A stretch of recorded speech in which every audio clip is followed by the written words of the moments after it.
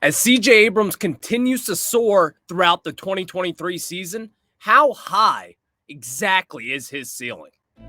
You are Locked On Nationals, your daily Washington Nationals podcast, part of the Locked On Podcast Network, your team every day.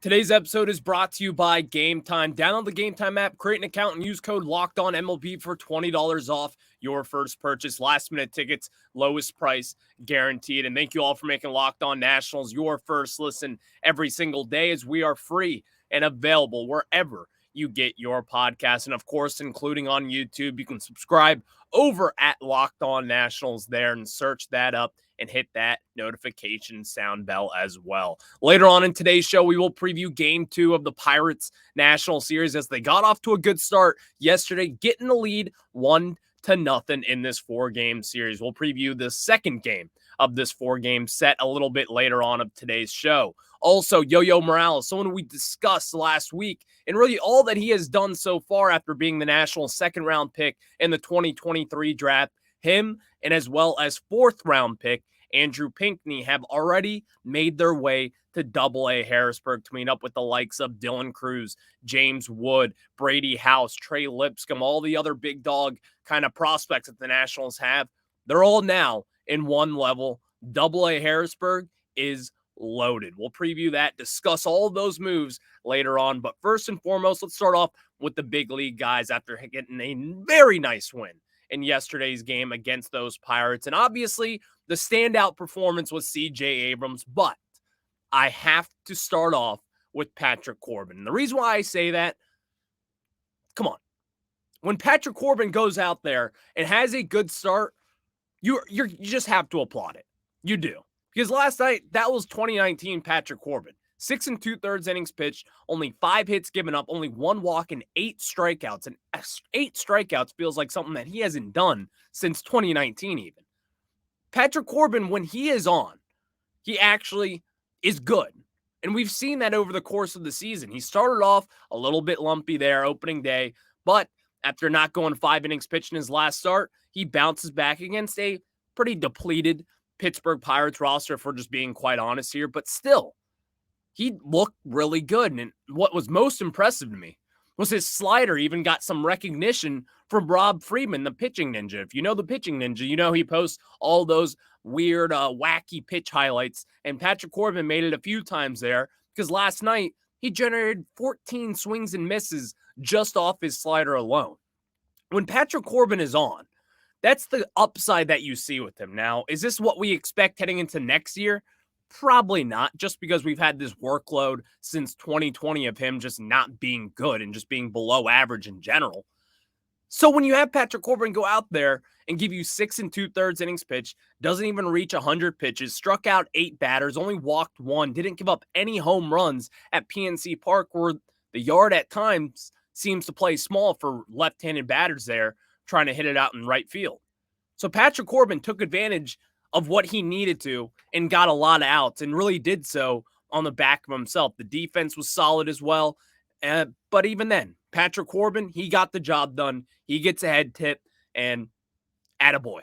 That's what you get from me. If you pitch well, you're going to get recognized. But even then, the big question of today's show was about CJ Abrams, because what this guy has been doing since July 7th, when he got in that leadoff spot, I feel like the goalpost is changing a little bit on him, because we talked about him earlier on in the season, and you're like, yeah, well, myself, you don't really have the power. You don't really have that Trea Turner kind of sneaky pop. That's why I never really saw those comparisons. But as this season has gone on, one thing has really shown with CJ Abrams, and that is the fact that this guy has sneaky power. And Davey Martinez talked about this last night, and he said, not quote for quote on this, but if you watch his batting practice, it's kind of a show, because he does have that kind of power that you wouldn't really expect from a 22-year-old who's not all that big. He doesn't have all this power. You don't really see it on display at all times like you did with Stone Garrett or even Joey Meneses at times and Lane Thomas even. But now as the season has progressed, 18 home runs for a 22-year-old shortstop. Someone who hasn't really hit this many home runs throughout his career. Never really did that in the minors. That was never his game. Certainly did not do that last year at the Nationals. And as the season's gone on, you're starting to see a little bit more. And all of a sudden, he's got 18 home runs. And it's September 12th. There's still about, 18, 15 games left of the season? CJ Abrams is going to have an opportunity to have 20 home runs and 40-plus stolen bags. And even then, even kind of dipping back way back into April and May and June, if CJ Abrams were to be on the pace that he is since mid-July on stealing bags, this guy would be 20 home runs to 50 to 55 steals. That's the kind of potential that CJ Abrams has, and there's not really that many players who have done that. Obviously, is he going to get to the 40-40 club with Alfonso Soriano and Barry Bonds and all those guys like that? Probably not. That's not really the expectation with him. He's not going to be a 40 home run guy. But I also am starting to think this. The Trea Turner comparison of him. Trea Turner has hit 28 home runs in a single season. That came in 2021. Now, Trea Turner has always kind of had that sneaky pop, and we always kind of recognize that. I'm starting to think CJ Abrams is really starting to plateau with Trea Turner there. And the reason why I say that is because of the production that he's doing at this young age. Trea Turner got called up to the bigs when he was 22. CJ Abrams, this is his second year already. This is his second basically full season. Now, while it wasn't a full season last year with the Padres and as well as the Nats, but even then, he got a big cup of coffee. He got 2 cups of coffee, you could say. CJ Abrams is not only just showing us offensively from what he can do, but he's also showing it defensively as well. As you've seen him lay out and make plays and throw across his body for just web gem plays after web gem plays. The ceiling of CJ Abrams has always been such an interesting discussion because you haven't really seen it all just yet. And at times it feels as if it doesn't always click, meaning the offense could be there, like back in July. And he settled in over defensively at shortstop there for a little bit. But then in August, he kind of crumbled down a little bit. And that could just be from it being a long baseball season. It was a hot summer in Washington. A lot of hot games that they played, day games as well included. So we never really kind of saw what exactly his ceiling could be this year. But I think as the season has progressed, you're starting to see just a little bit more from him. And that seems to be just a tiny step forward every single week. And you see the power. Obviously, those 2 home runs last night, one was 111 miles per hour off the bat, screaming out to right field.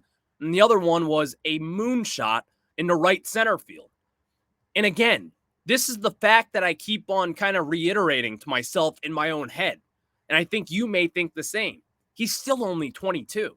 What happens when he reaches 25, when he's fully developed, when he's a lot bigger, when he's just a better baseball player as a whole? That is when you could start seeing 30 home run seasons from CJ Abrams. And I don't think that's out of the realm of possibility at this point. Because 22, at the age of 22, and you're hitting 18 home runs already, and really a lot of these has come in the last few months, CJ is showing us a lot more than what we expected. We expected a potential all-star shortstop. But now you're probably going to be getting a 20-40 guy, a 20 home run, 40 stolen base guy, and even more than that. Could be 20-50. That's the kind of potential that he has. And if you marry that power/sprint combination that CJ has, that turns you into a Trea Turner kind of guy. And again, he's doing this at a younger age than what Trea Turner was doing. And even then, you still see the progressions that he's going to have to go through defensively, especially at times. But the offensive progression that he has had at the top of the lineup, I don't know how you can come away from this season and say that we don't have our franchise shortstop. And having your shortstop already set to go, kind of the guy who is the leader in the clubhouse sort of sense, that is a big deal for this Nationals team. And in this rebuild, you need guys like that, you especially from the guys who are part of a big Juan Soto deal. Because we've seen Mackenzie Gore.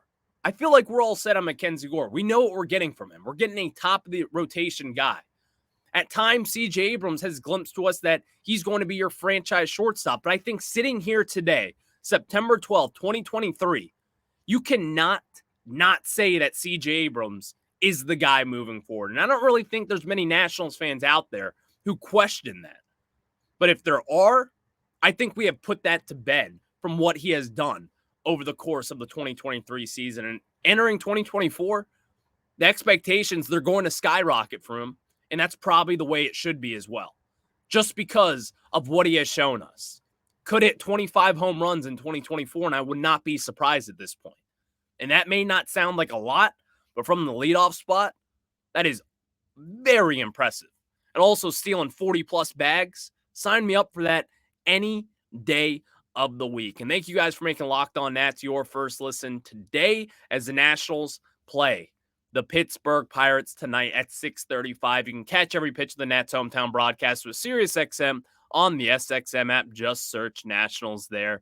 And obviously, as we all know, Andrew Pinckney, 4th-round pick out of Alabama, he's got sent up to AA. And also, Yohandy Morales got sent up to AA as well, as those two guys have been killing the baseball. But Dylan Crews in AA has not been killing the baseball and has continued to struggle through his first few weeks in Harrisburg. We'll preview that, discuss all that Harrisburg Senators jazz. But before we get into that, let me tell you guys about our friends over at Sleeper. And guys, the MLB playoffs are around the corner, which means the clock is ticking on your chance to 100 times your cash on daily fantasy baseball. Baseball has never been more exciting than it is now with studs like Acuna, Betts, and Ohtani, and of course Juan Soto. Pick more or less on stats for these stars like home runs, hits, strikeouts, and more for up to 100-time payout on Sleeper. Get your picks right, and you could win big. Some of my favorite features when it comes to Sleeper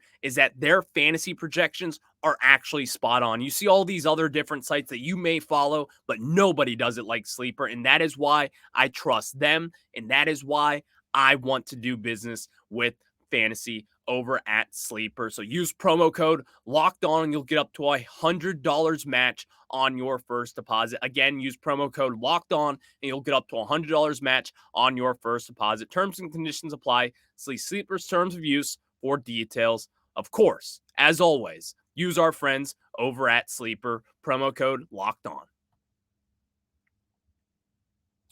Now we get back into it as the Nationals have made some waves down in the minor leagues as Yo-Yo Morales, a 2023 second-round pick, was bumped up to AA, and as well as 2023 fourth-round pick Andrew Pinckney was also just sent up to AA Harrisburg. And so now this is what Harrisburg consists of. You've got James Wood, Dylan Crews, Brady House, Trey Lipscomb, Robert Hassel, Andrew Pinckney, Yo-Yo Morales, and Dylan Crews.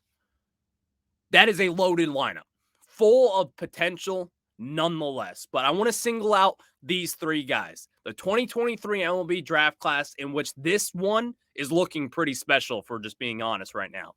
Let's start off with Yo-Yo Morales first, though, because what Yo-Yo has done so far through his first month or so in professional baseball has been really impressive nonetheless. And he's probably been our best hitter in the farm system so far in the last month and a half or so, whatever you want to say with that. But what he has done at 3 different levels so far this season, well, he's just flat out hit. And we always have talked about the daunted Wilmington kind of Blue Rock Stadium that has always been a pitcher-friendly yard. But Andrew Pinckney and Yo-Yo Morales, they said that's cute. Hold my beer. Yo-Yo Morales started off the season 18 games and 80 plate appearances, 70 at-bats in total, had 22 hits, had a .314 batting average, got on base at a 40% clip, had a .443 slug, and an .843 OPS plus, and he had 31 total bags as well. Yo-Yo Morales, I don't know why they let this guy slip through in the second round. Because this guy, again, was a top 20 prospect of the draft, according to MLB.com. And I think you're starting to see why he was such a highly graded prospect. The reason why that is, look what he is doing offensively. This guy is getting it done. And let me repeat this. When I was at Fredericksburg for one of his first few games there with Dylan Crews' debut, Yo-Yo Morales is the one who impressed me the most. Now, Dylan Cruz only had a hit that night, I believe. Actually, went 0 for 4 that game, I believe. But Yo-Yo Morales, not only did he get a hit, he got multiple hits, and he also made 2 really good defensive plays over at third base. And I think the dream would be for Yo-Yo Morales to switch over to first base for this Nationals team, because we all know you don't really have any first basemen down in the minors that you're going to be counting on moving up. But looking at Yo-Yo Morales, he doesn't have to go to first base. If this guy's a good third baseman, and let's just say Brady House struggles in 2024, you're going to have someone to at least patch that situation up. And then on the flip side, you also have Trey Lipscomb, who was drafted as a third baseman from Tennessee last year. So the Nationals have themselves a pretty solid situation here. Because entering 2023, you just had Brady House, that hot corner, and Trey Lipscomb was still kind of up in the air of what he was going to be. Obviously, Brady House has broken out this year, and as well as Trey Lipscomb, who's kind of been in a little rough patch here over the last month. But even then, he's impressed nonetheless. But Yo-Yo Morales, he's kind of blowing them both away right now. He's got a 931 OPS across those 3 levels. Yo-Yo Morales, I'm going to be interested to see, because we all know AA, James Wood has struggled there a little bit this year as well. Robert Hassel has struggled there a lot. Dylan Cruz has struggled there a lot. Brady House has been up and down, but recently he's been up. So I'm interested to see what Yo-Yo Morales can do, because you sent these guys to AA, and the reason why you sent them there was because they've been so productive. So how productive can they be? How productive can Yo-Yo Morales be in particular? That's the one that I'm going to be watching, because if he were to light it up in AA, kind of the things that Dylan Cruz hasn't been doing yet, that is going to be a huge, huge thing heading into this offseason. That if you think that you have Yo-Yo Morales and he kills it at AA, you're going to start him at AA again in 24, and he could have the quick, easy pass up to AAA, and then all of a sudden, boom, he's in the major leagues. That's kind of how close we are. That's really intriguing to think about, really moving them up this quickly. I love it by Mike Rizzo in this front office. I think it's a great decision to do. But also, on the other hand, a 4th-round pick at Alabama, someone who probably shouldn't be moving up this quickly, but the reason why he is because he's also killing the baseball. And again, let me reiterate this point. In Alabama this last year, Andrew Pinckney was not someone to be wrecked with, you could say. 18 home runs, 58 RBIs, batted .340, had a 1090 OPS this season. And also what he has done in the majors, that was his college numbers of senior year. What he has done across 3 levels has been as impressive as Yo-Yo Morales, batting .331, a .433 on OBP, and a .483 slug. That is a .916 OPS so far in 37 professional league games. And again, that's 2 games in rookie ball, 17 games in Fredericksburg, and 18 games down in Wilmington. So now he enters AA as well. And this outfield is just getting really interesting with all these different prospects. And the intriguing part of this to me is that all of these guys are seasoned college players. These are guys who had expectations entering the draft. And a lot of people were kind of like, oh, Andrew Pinckney, he was down in Fredericksburg. It's a cool story. How much longer is this going to be a cool story, though? And how much shorter will it get that the fact that we're just going to sit here and say, Andrew Pinckney may just be a very good baseball player, because he's got the power. He's got the defensive tools. And I think he's shown those both on display so far this season. Now, I'm not going to get carried away and say that Andrew Pinckney is a better prospect than a Robert Hassel and that he should be getting playing time over him. You still have to kind of go with what has been working with this Nationals team. And not really even that. It's more so you want to kind of invest in your guys that you invested a lot in. And that is still Robert Hassel, in my opinion. But still, Andrew Pinckney in the limited time, as well as Yo-Yo Morales, both those guys have been killing the baseball this year. And it's really going to be an intriguing offseason for what they want to do there. Where do these guys start? Because as we sit here, you already have Christian McCarrow, who just ended the season in Fredericksburg. He'll start there again come next spring. You have kind of this logjam, though. You have James Wood, Dylan Cruz, Robert Hassel, Christian McCarrow. You got, again, Trey Lipscomb, who can also maybe even play the outfield as well. Andrew Pinckney. You got a lot of different guys out there. Travis Blankenhorn, if you want to throw him in there. There's a lot of different guys here. And of course, up in the majors, you got Lane Thomas and Jacob Young.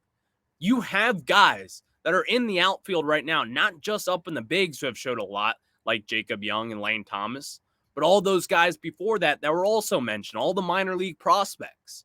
This Nationals outfield is lining up real well. That's to say the least. I mean, it feels as if you had this logjam, which a lot of people may not like, but the more the merrier, in my opinion. And so as Andrew Pinckney continues to develop, as he continues to flash his tools, I think it's going to make for another interesting case of how good can this Washington Nationals outfield be in 2024 and beyond? Because you have all these guys now who are just killing the baseball, killing it. What's going to change? I mean, seriously, it's an intriguing one to watch, but also the most intriguing one to watch has probably been Dylan Cruz and his struggles in AA. Now, let me say this. I'm not concerned about Dylan Cruz. I'm not. I just simply am not. But it is worth notice that in 16 games so far, he's only batting 170. He only has a 254 OBP, and he's got a 237 slug. That's a 491 OPS in that time as well. Only 3 RBIs. He's been caught stealing 3 times. That's now 6 bags that he's been caught stealing on so far this season, while he's only stolen 3 bases as well. He's got no home runs. He's only got 4 doubles and 10 hits in those 16 games, for which Dylan Cruz, which was probably the most touted hit tool of the last decade maybe, that's not all too great. But again, I'm not concerned with Dylan Cruz. I will never be concerned in your first half season of professional baseball after going through a very rigorous 2023 LSU National Championship season. I'm not concerned with Dylan Cruz, but it is noteworthy to consider the fact that the juice may be running a little bit loose here. I don't know if it's a thing, but AA, it's a step up, and you're kind of starting to see him level out a little bit, and this could just be a little bit of fatigue after playing since mid-February for college baseball. And thank you all for making Locked On Nats your first listen every single day. The Nationals play the Pittsburgh Pirates tonight at 6:35 Eastern Time, and you can catch Joan Adon in every pitch of the Nationals hometown broadcast with SiriusXM on the SXM app. Just search Nationals there. And of course, tonight is a Joan Adon game. We'll preview that real shortly later on. But before we get into that, let me tell you guys about our friends over at Game Time. And guys, buying tickets to your favorite event should never be stressful. That is why I want to tell you guys about Game Time, because it is the fast and easy way to buy tickets for all the sports, music, comedy, and theater near you. With killer deals on last-minute tickets and their best price guaranteed, you can stop stressing over the tickets and start getting hyped for the fun that you'll have. Some of my favorite features when it comes to this is you have flash deals and last-minute tickets, because even then when they don't have that, which they always do, I go to Nationals games last second all the time. And while I'm walking there, I literally just open up my Game Time app. I click the seats. I get to see my image views of those seats, and it is the best 2 to 3 clicks, and you're done. That is how easy it is. So I want that easiness and really the necessity to have that for you guys. Snag the tickets without the stress with Game Time. Download the Game Time app, create an account, and use code LOCKEDONMLB for $20 off your first purchase. Terms apply again. Create an account and redeem code LOCKEDONMLB for $20 off. Download Game Time today. Last minute tickets, lowest price, guaranteed. Now we get back into it as the Nationals are taking on the Pittsburgh Pirates of Game 2 of this 4-game series. And Joan Adon is getting the start against the Pittsburgh Pirates tonight, in which their lineup yesterday was ultimately pretty dominated. But here's the thing. There is no math behind this. But it is worth noting out that Patrick Corbin, someone who has an ERA above 5, dealt last night against those Pirates. And Joan Adon, if you've kind of been following what we've been preaching over here, Joan Adon doesn't have back-to-back good starts. If you look at his game logs, you'll see, 5 2/3 innings pitched. 3 2/3, 6 earned runs. There's been a lot of inconsistencies throughout Adon, through his entire duration since 2022 last year. Even down in AAA, he had some inconsistencies there. But when Joan Adon is on, you have to admit, The guy can rack up strikeouts, he can get outs, and he can be filthy at times. And even then, he may still be a 2 to 3 pitch guy, and you don't really trust his deep arsenal of stuff. The guy can get outs at times. And you never really know when it's going to be. But here's the thing.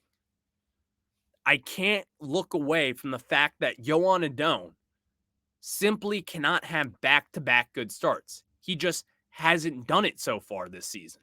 So when you're looking at tonight's game against this Pirates team, while they still haven't announced a starting pitcher as of this moment, you have to be slightly concerned about your chances, especially after Corbin dealing last night. It just is. Corbin, Joan Adon, back-to-back nights of doing really good things. That's hard to come by in 2023. At this moment, you can't really be a betting man and say, I feel confident in that. You can't. Just because, one, you haven't seen it, and two, what are the chances? So what's going to happen tonight? Well, first and foremost, the offense is going to have to find a way to pop off again. Maybe Jacob Young, maybe CJ Abrams doing their thing. Who knows at this moment in time, but look at Keibert Ruiz, Joey Meneses, guys like that, and Dominic Smith even, who had a bomb last night. So maybe, just maybe, the offense is the one that gets it done for this Nationals team, and they just try to beat the Pittsburgh Pirates, in which you can always catch the Nationals play. But tonight, they're playing at 6:35 against those Pittsburgh Pirates, and catch every pitch of the Nationals hometown broadcast with SiriusXM on the SXM app. Just search Nationals there. And tomorrow, we'll be discussing tonight's game as Joan Adon, the pickle juice man himself, will be just trying to get this win. We'll talk about that and much, much more on tomorrow's Locked On Nationals. And of course, I'll catch you on the flip side.